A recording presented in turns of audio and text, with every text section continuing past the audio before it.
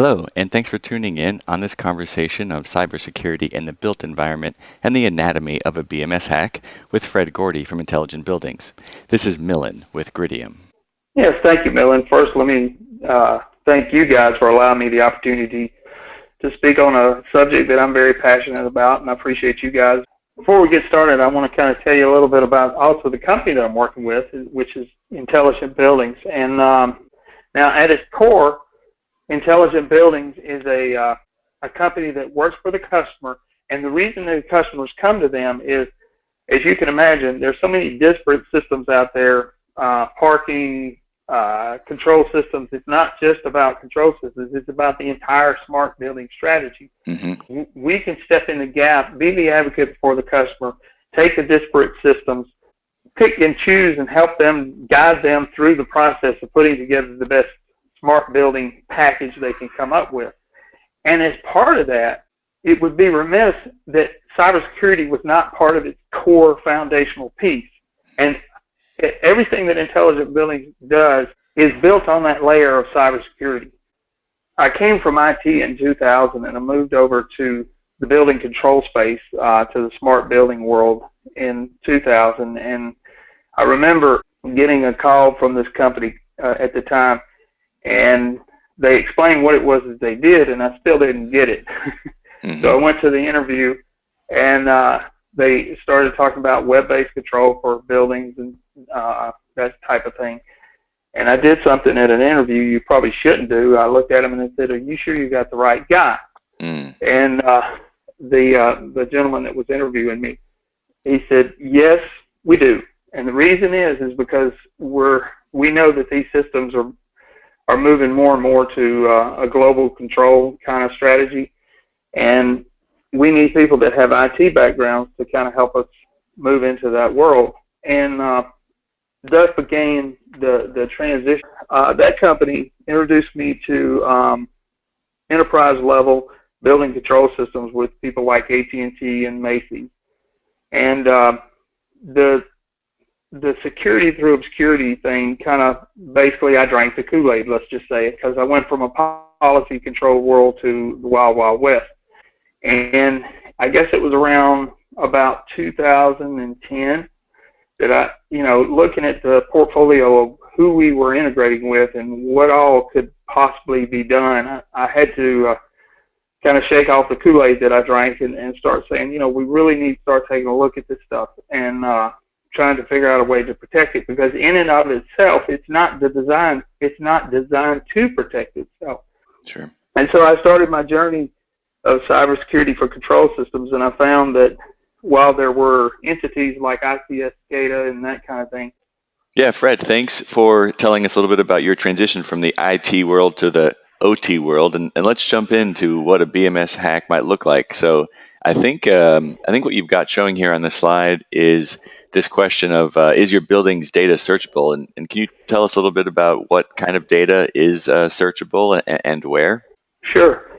A few years ago, there was a gentleman by the name of John Madeley who created Shodan. And Shodan in and of itself is not a hacker tool by its definition. Okay. However, that's what it's become. And what it does is it's running a series of queries 24/7, 365, and it's looking for exposed devices, and it's looking specifically for OT devices. It's not, it's not looking just for servers and that kind of thing. It's looking for things like control systems, cameras, so on and so forth. And it catalogs those, and it's searchable to the point that you can not only put in the name of a particular manufacturer, but you can also find out where its geoloc is, which is the IP location of where it's originating from. So you get some background on what's actually in the building, a little bit about the manufacturer, and there's a lot of relative information there that is kind of tasty to the bad guy. But again, he didn't design this for the purpose of bad. It was his attempt to kind of bring awareness to this. And as a result, there's Census is another indexer or OT search engine. This one was created by a university I actively use both of these. Now the third one is a sketchy one. It's called Zoomeye, and as far as I understand it, its origin is in China, and but it's it's available for anybody to use. So once you have access to these search engines, like I said, you can put in a manufacturer name. You can put in even something like a chiller, and it'll bring back exposed chillers. Now let me qualify what I mean by exposed. What this means is there is a public IP address that any one of these systems is actually registered a response back from. What that says is it's not behind a firewall, which is a huge no-no. But to give you some stats and stuff, if you were to do what I call a call all for census, and it would give you back somewhere in the neighborhood of 300 million connected devices in the world. Wow. In the United States, in the United States, there's over 6 million. So we've got a lot of work to do. Yeah. So I mean, like with Shodan, you just sign up for a free account. Now they do charge for little extra things. Census is all free. Zoomeye is all free, and anybody and everybody can use them. In fact, I did sign up for Shodan myself, and I was able to pull up a chiller at a private university in Southern California. It was quite remarkable. It can be addictive. I mean, it really can. I mean, and let me ask you a question: is how long did it take you to do that? 7 minutes, maybe. So that gives you that in 7 minutes time, you found a chiller at a university. Now, we don't know what it was attached to, and I mean, Sure. we could dig and find out. But the reality is, that's a chiller. A chiller is a large piece of equipment, even if it's nothing more than just to damage it physically, where it would have cost the university a lot of money to fix. And you did that in 7 minutes. You connected with it in 7 minutes. Yep. Now, what you see here is just a basic layout of a control network, and the red circles indicate that somebody has put a public IP address into each one of these devices, meaning that Shodan, Census, or Zoomeye could find it. Now, over to the right, there's a generator. Usually, if you find a generator, it's attached to something critical, a hospital, a data center, so on and so forth. So just by the nature of what it is, if I'm a bad guy and I find generators, that's a great find. That's an easy find. Now, the interesting thing to me is, if you look down the tree, so to speak, if you don't know what a crack unit is, it's a computer room air conditioning unit. And these are usually found inside of data centers. And their whole sole purpose is to keep the server floor cool. Well, as a bad guy, if I can get to those and I can raise the set points on those dramatically enough, the servers are not going to be able to keep up. And what will happen is servers will begin to start tripping offline. That can interrupt e-commerce. The same thing, you got down through that little tree, you have a UPS, a PDU, a UPS, as most of us know what those are. The little ones sit on the desk. These are big guys that sit in data centers. And the PDU is just a power distribution unit. You can find all of these things through these search engines. And like I say, just based on the equipment type itself, it will tell you what its criticality level is. Because if you're not putting a UPS on something you don't care about, you're putting it on something you do care about. Yep. And with this information exposed, how does a hacker or an attacker take it one level down? What I'm showing is a schematic of a BACnet attack. And this is something that I've kind of really started harping on lately, is BACnet, by its nature, when it was originally developed, was to be an open protocol, meaning that anybody could talk to it. And that was good in our control world, because then we were getting away from proprietary systems. Well, there is no username or password required to get into a BACnet network. Before, say 2 years before anybody really started thinking bad guy way about getting in control networks, you had to crack a password. And the reality is, the control system passwords are not that hard to crack. So, but it slowed you down. But once it got out there, there's a BBMD, which is a BACnet broadcast management device, and its whole purpose in life is to help controllers from one subnet talk to controllers on another subnet. And so if I can find one of these BBMDs through Shodan or Census or whatever, I now can traverse down through the connected BACnet network. So a bad guy finds on Shodan or Census and he looks up BBMD. I mean, it's that simple. You can type BBMD. Mm-hmm. If it finds it, it'll tell you in the descriptions that it's a router. And if it tells you it's a router, that means that there's attached things to it. So what the bad guy would do here, if you look on the left side, you have basically human control. There's comfort, HVAC. On the right side might be representative of a data center. Well, if I can get to the left BBMD, which is shown in the red circle, and then I use a tool that I'm fixing to show you in just a second, you can then scan the network and find the cracks, the UPSs and the gensets, and then you can do real damage. So now, once you've got that BBMD, there's free tools out there for anybody to download, and this is one that I've found on SourceForge. And the scary thing about this one is I've seen other free tools, and they'll let you scan the network, and you can do basic functionality. But with this particular tool, I can do everything. I mean, it's to the point that I can even turn controllers into bricks. And what I mean by that is I can pump a program in there that'll just basically wreck what's there. And they may be able to recover it, but how long will it take? Looking at this screen here, what you see is this is what I did was I found one BBMD, and this one is not the big list like I got, but one BBMD, and when I scanned the network, I found over 200 something BACnet IP devices, and then underneath them are BACnet MSTP or serially connected devices. Let me see if I got this straight, Fred. Does this allow you to make changes? Yes, it does. In fact, to the point, if you're looking over there on the right side of that screen, it shows the editable properties. Even if the programmer or operator has set this thing to read only, with this tool I can go in and make it writable. And I can change set points. I can change alarm parameters where, you know, kind of, you and I talked one time about the Stuxnet attack. Well, the Stuxnet attack masked itself so nobody would see what was going on. Well, with this tool I can do the same thing. I can turn your alarms off before I do anything, and you won't receive any alarms while I'm in there making set point changes, literally turning devices off.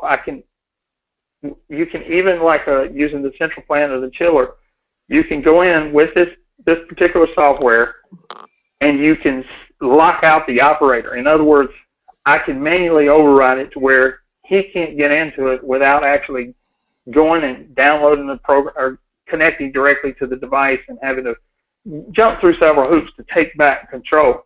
But by the time he's able to do that, I've done, you know, I've wrecked the place, basically. So, and you can set schedules, read the trend logs that have been there. But again, the main point that I'm making here, no username or password was required to get to this level because BACnet is open. Wow. So there's more online than we know. You've made that point quite well, Fred. That's crystal clear. And when I first cottoned on to a little bit of this, I was quite surprised, Fred. And as I dug in, I realized there was a much more to know here than first meets the eye. You've made a point in some of your material that I've read that there are people involved in these BMS attacks, as well. And can you talk a little bit about the role that people have in the building controls and how attacks can take place? And first off, cybersecurity, regardless if it's IT or OT, all the countermeasures in the world are never going to circumvent an operator's neglect. Operator neglect is going to override any kind of security measures that you have in place. So it's really important that everybody consider themselves a part of not necessarily a part of IT, but a part of the cybersecurity team. And that goes from, the guys that run in the building to the security guards up front, anybody working in admin. And if I may interject, using the term, and I'm not trying to pick on admins, but there's been a lot of talk about a particular breach that everybody knows about, and it's called about Target's breach. Mm-hmm. And it was originally reported that attack came through the HVAC system. That wasn't exactly true, because what happened was there's an HVAC contractor, not unlike the one I used to work for, but they were up in the Northeast. Mechanical contractors, it's not unusual for them to have a portal into the people that they serve in order for the admins to enter bills. So in other words, a service guy goes on site at the Target store, he does a repair, he comes back and he hands the work order in to the people in admin, and they opened a Target portal and went in and entered the billing information. Mm-hmm. Well, what happened here was this particular admin got phished, and phished, P-H-I-S-H,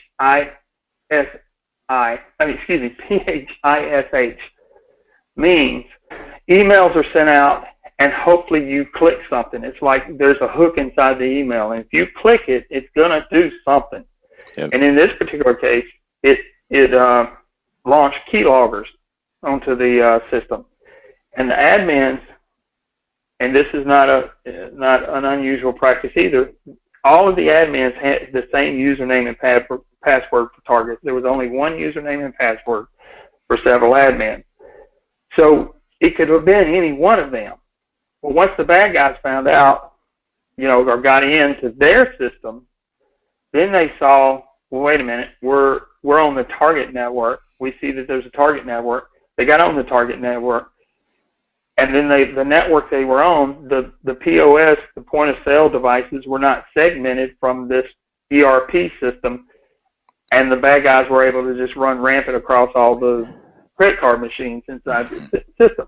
Yep. So no amount of firewalls or anything could catch that. That comes down to people. We all have to do our job. And the days when we thought, well, who cares, or that kind of thing, they're pretty much over. The example that I have here is something new. They had a control system sitting there, and there's a ransomware called Server 3. And can you explain what ransomware is? Sure, absolutely. Ransomware is a really nasty thing, because what it does is when it gets launched onto your network, it encrypts everything. The data's still there, but what they've done is they basically padlocked all of your data, all your functionality, and you have to pay them to get the keys to unlock it. So the thing about ransomware, and this is where I'm always kind of a little hesitant when somebody tells me, well, we got it fixed. Well, you never know what these guys leave behind. Even if you pay them and they come in, and they'll unlock your data. What did they leave? Nobody knows unless you really dig through the system. But anyway, so that's what ransomware is. It basically holds you hostage until you pay them. Now, the unique thing about ransomware, and I mean, I hate to get into too many little rabbit trails here, but no, that's all right. This is interesting. Cool. Well, the little emblem up there, you see the gold emblem. That's Bitcoin. And if you're not familiar with Bitcoin, I'm not going to sit here and say I'm a Bitcoin expert, but basically it's a way for people to pay for services and that kind of thing, and it's actually been incorporated into the bad world, so to speak, because it's hard to trace who actually you're paying. And the little servers that you see up there, the little computers where the lines are squiggly through there, when the ransomware is released, and if you were to say, okay, I'm going to pay you this, in this particular case, I can't remember how many Bitcoin it was, but it wasn't huge, but it hurt. Is if you agree to pay the Bitcoin or pay Bitcoin, you have to open an account and do all these steps, and then through what they call a Tor network, it basically is hopping from server to server to server, and while the bad guy may be sitting in Atlanta, Georgia, it looks like he's in Paris, France. to finding him is going to be almost next to impossible. So that's the two components of ransomware is they're going to lock your devices down, and then the payment method is so obfuscated, all the connectivity pieces, there's no way to ever really find out who it is. And are we looking at an example of one of those cases that you know about? Yeah, going back to the root of the problem here, and I hate to keep picking on people, but that's where it was, is not only did somebody open an email that they shouldn't have opened, and there's telltale signs, and I can tell you about those, but there's telltale signs that'll say, hey, there's something's not right with this email.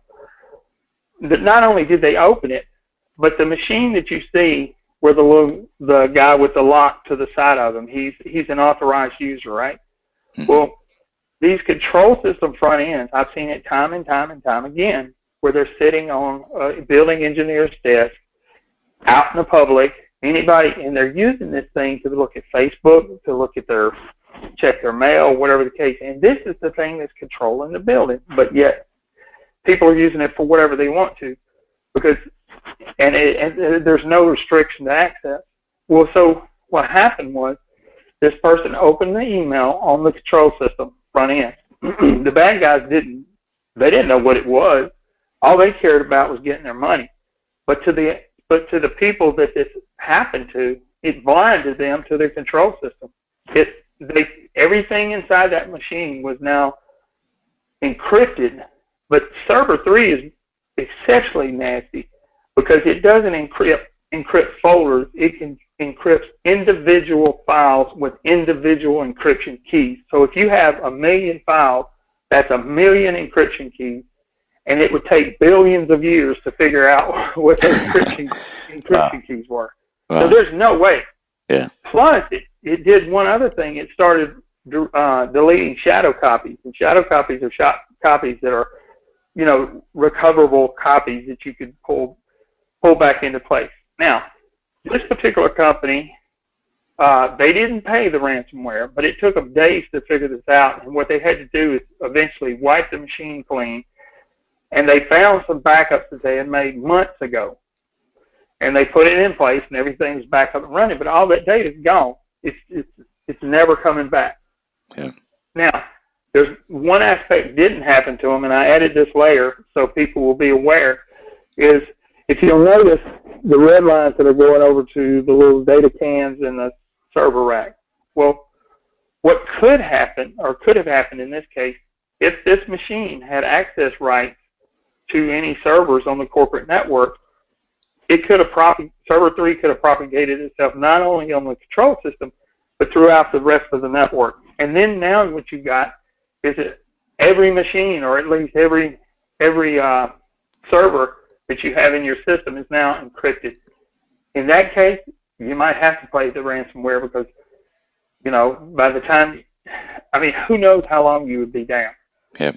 But that's a distinct possibility. And all of this results, these results that I've spoke of, come from people. So we need to look at something real quick, if you can indulge me. So first off, the control system is like the goat in Jurassic Park.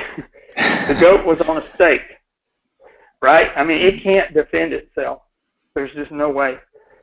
And the control system, when I've heard people kind of yelling back at the manufacturer and yelling back at this and all that, the control system is not designed to protect itself, just like the goat is not. So what you got to do is you either got to get the goat out of the pen or you got to get the T-Rex out of the pen, but you got to separate them somehow. Yeah. And you have to, in order to do that, you got to get that control system inside the IT bubble. Once it's inside the IT bubble, you're going to have to change the way you do things. And it's typical for a control system vendor to have a backdoor into your system. And it was done not for any illegitimate means. It was done just like with the mechanical contracts that I work with. We had 400 service guys on the road. And so any one of them could go to a building and fix it. Well, so what that meant is every system that this company serviced had a single username and password in there for their service guys to go in and work on it. Well, that's convenient, and I get that, but that can't exist anymore. because all it takes is one of those guys to get mad, get fired, and hand that username and password off to somebody. The other thing is, because there's been such a detachment from IT and OT, what has happened is over the years is the facility guys have contracted with the integrator, hey, build me a network, and while you're at it, build me remote access. And so the person that owns all the remote access is not the building owner, but the integrator. And again, that's bad IT practices. No IT group is ever going to allow that. But we've created that all for the sake of convenience. Yeah, Fred, that's got me thinking, and you and I were discussing before launching this conversation, the data is searchable, and it's quite scary to think about what's so freely available online. Then there are programs which are also freely available online, which you can use to take over the devices. And then it's not that hard to go from taking over the device to gaining access to the network, which is what we're looking at here. And so one of the questions I had for you early on was, how did we get here? Well, one of the things that we need to establish right off the bat was, how do you go back to your customer and say, hey, by the way, we have set you up and made you pretty vulnerable? That's a hard conversation to have. But the realization is, when OT started out, you're looking at these two triangles here. The left side is IT, the right side is OT. And these are principles that have been developed by ICS CERT, but they are foundationally, to me, the easiest way to explain things.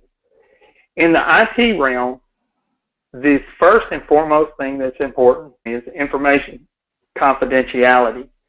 And that means that, we're going to protect it first, and we're going to worry about the other functions second and third. The second function is the integrity of the data. The data has got to be right, but again, it's second to the confidentiality. I'm going to say no to you first before I give you access, and then I'm going to figure out, do you really need access? Then what you do, I'm going to, as an IT manager, make sure that the data is correct and up to date and everything's available are there. And then availability. That's that piece where I finally say, as an IT guy, okay, you have the rights to see this, but nobody else does. In OT, availability is the highest hallmark that we have to go for. And why is that?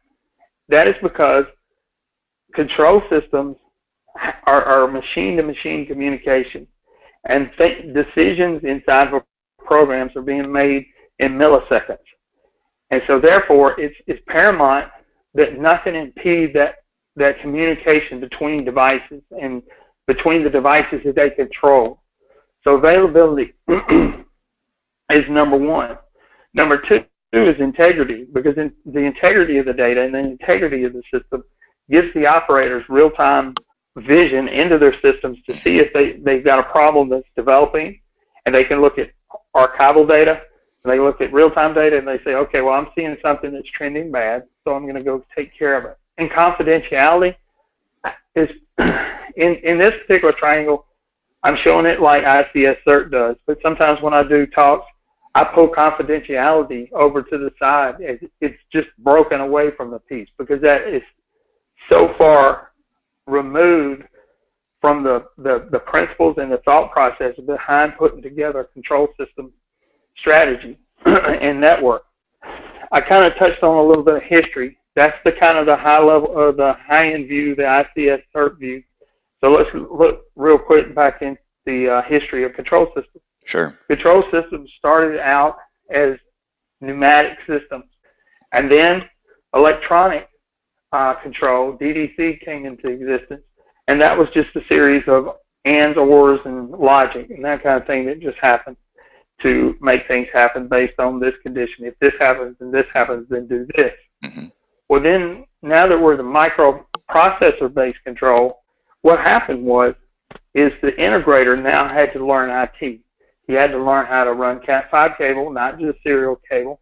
He had to learn how to set up inner IP addresses, subnets, domains, all of that. But he only needed to do as much as he needed to do to allow the devices to talk to each other and the humans to talk to the devices. And that's where it ended. And again, and this is not picking on a building operator, but that's not their forte either. What they are is they're highly gifted individuals that know how to do things with a 300-ton chiller that I'll never be able to do because I don't understand the deep mechanics of it. Sure. But so when they got these systems that were supposed to make their life easier, in some cases they made it a little bit more complicated. So the integrator stepped in and said, let me help you because we're putting these in. We're going to add your users, and the building engineers would say, hey, look, I just need one user for all of us to use. Okay, boom, boom, boom, do it.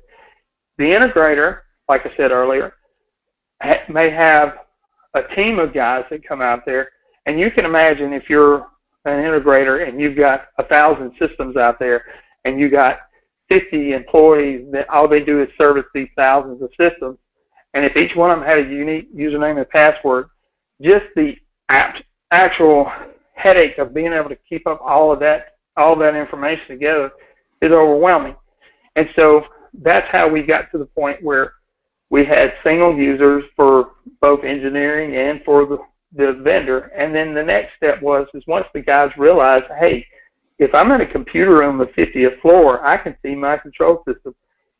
It would really be really nice that on the weekend I could get to that control system if an alarm happened, so I didn't have to drive an hour to get to the site because it makes sense. Right. Because I could do something before something blew up. Yep. So going back to the integrator's not an IT firm. That's not their forte. They're integration specialists. But what they did is we've got Best Buy routers sitting out. I'm not picking on Best Buy, but I'm just saying there's Best Buy routers that are sitting out there with little home VPN, or the next worst thing, or the much more worse thing, is you can get a public IP from your internet service provider, and you can stick that in the front end of your machine, and there's nothing between it and the World Wide Web. All I got to do is put in that public IP and get challenged for that single username and password that we all know, and that gets us in the door. Mm-hmm. So that's how we got here. Fred, is this gap bridgeable? Yes, it is, but not without some discomfort. And now I say that, I don't want to make it sound like it's a insurmountable task. There are some basic things that everybody can do. First off, is NIST set up a framework, and this is publicly available information. I will say it's a dry read, and it's a lot of stuff there. I've read all of them, and it'll put you to sleep pretty quick. And that's the National Institute of Science and Technology, is that right? That's correct. But they've done a good job of creating generic cybersecurity framework. They've also created things that are specific to control systems. Now, the control systems they're talking about are power grid, oil and gas, and that kind of thing. And it fits our world about 75%, 80%.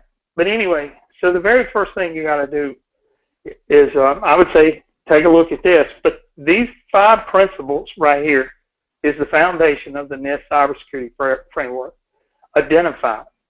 What that means is know what's on your network, because I can guarantee you, I've seen this time and time again, I call it network drift, is once a integrator has turned it over to you, in a year's time, 2 years' time, there's a drift of 20, 30%, meaning people have plugged up additional things that shouldn't be there.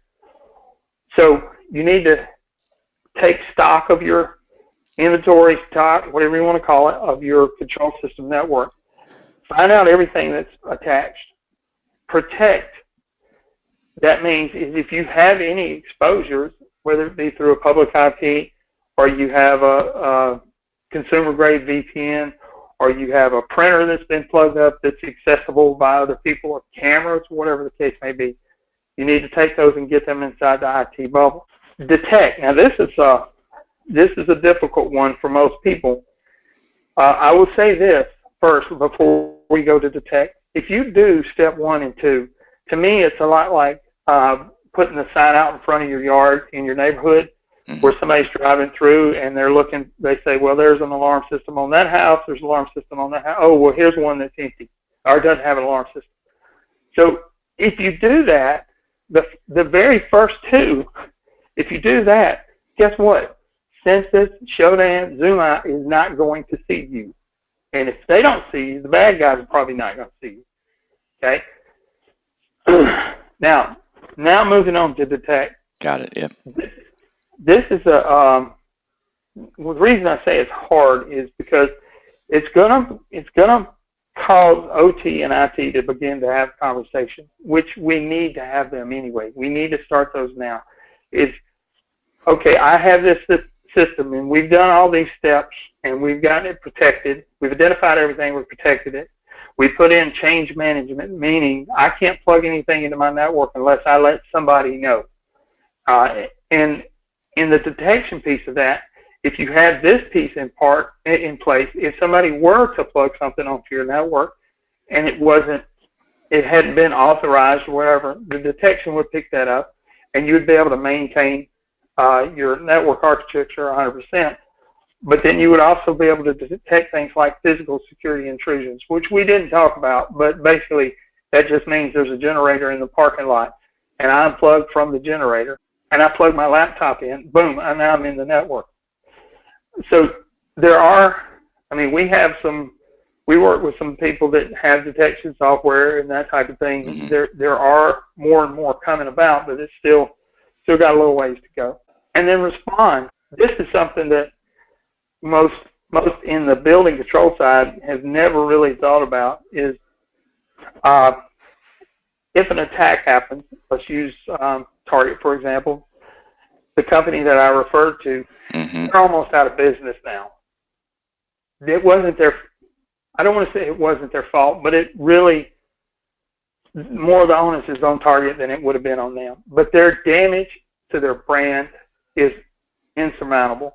And that's the other thing I tell people is whether the bad guy steals something from you or somebody sues you, at the core, if your brand is no longer good, what does it matter? Because you don't have customers.